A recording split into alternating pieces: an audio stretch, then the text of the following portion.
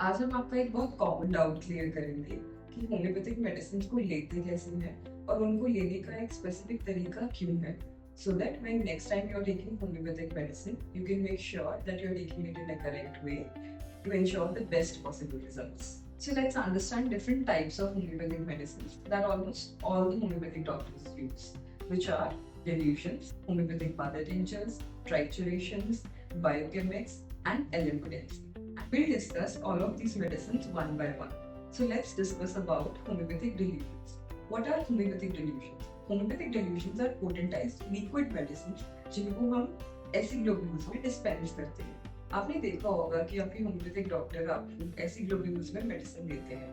So what's the reason behind giving medicine in globules? ये globules इन drops को एक specific amount में carry करती हैं जो कि आपकी डिजीज को ठीक करने के लिए required.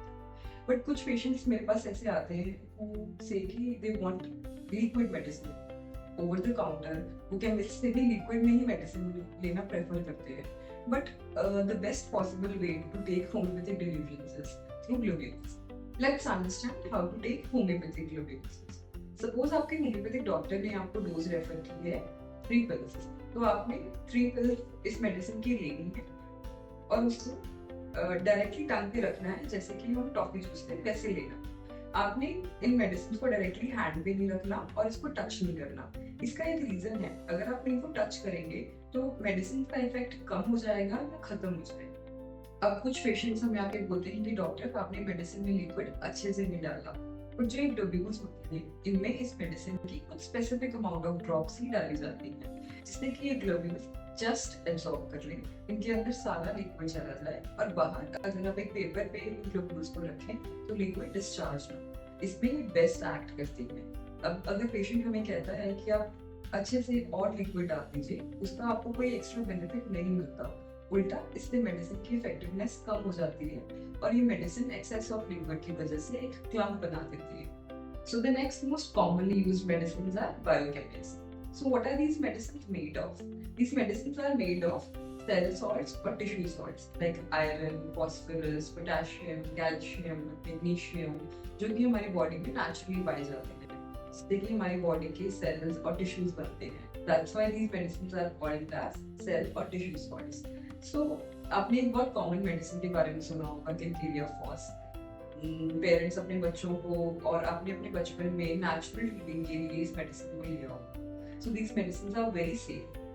Now let's understand how to take these medicines. These medicines are made from cell salts, so you can touch these medicines. But I would advise that for hygiene purpose, आप इसको cap में ही डाल के लें. And these medicines are tasteless, so आप इसको बिना पानी के भी और पानी के साथ भी ले सकते हैं. So the third type of medicines are trituration tablets. What are these medicines made of? These medicines are made from plant extracts. These are similar to biochemics, but biochemics are made from cell salts, and these medicines are made from plants or tissue extracts. So, how to take trituration tablets? These medicines are a little bitter in taste due to their raw nature, so it is advisable to take these medicines with water. Now comes the third type of medicines, homeopathic mother tinctures. As the name suggests, these are tinctures of a substance. They are very raw and crude in form. Due to their strong nature, it is advisable to dilute these medicines in a little amount of water. These medicines are given in drop doses. So, let's suppose your doctor recommends you 15 drops of a medicine. So, you will take a little amount of water and add 15 drops of medicine to it and then take it.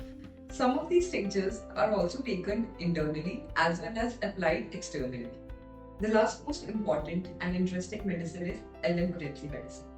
So, इस medicine ने मेरी खुद की clinical practice में chronic cases में बहुत अच्छे results दिए हैं. अगर आपके होम्योपैथिक डॉक्टर आपको ये मेडिसिन रेकमेंड कर रहे हैं तो आपने इस मेडिसिन को कैसे लेना है? The first step is to shake this medicine. So कुछ पेशेंट्स ऐसे शेक करते हैं और कुछ ऐसे, but this is not the correct way. इससे मेडिसिन प्रॉपर्ली एक्टिवेट नहीं होती. व्हाट्स द करेक्ट वे?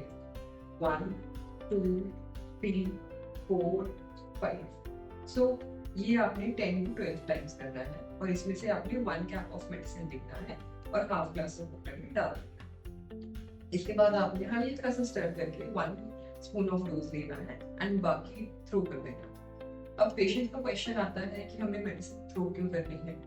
जब आप नेक्स्ट टाइम मेडिसिन लेंगे, सपोज आपने मॉर्निंग में डोज लिया and then you are taking it in noon, तो आपने 10 टाइम्स मेडिसिन को फिर से शेक करना है, जिससे कि मेडिसिन की पावर इंक्रीज हो रही है और इस वजह से आपकी पुरानी मेडिसिन आपके लिए यूजफुल नहीं है।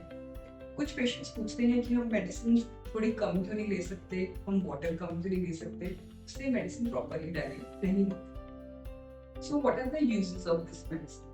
This medicine is very effective in managing chronic skin conditions, PCOD and fibroid cases in females, autoimmune cases, and a very specific group of people जो कि मुझे आके बोलते हैं कि मैम मुझे एलोपैथिक मेडिसिन सूट नहीं करती, रिएक्शन हो जाता है, इवन होम्योपैथिक मेडिसिन सूट नहीं करती। So this medicine is a good fit for all those patients. I hope you have understood the different types of homeopathic medicines and how to take them. If you have any doubt related to homeopathy, feel free to contact us.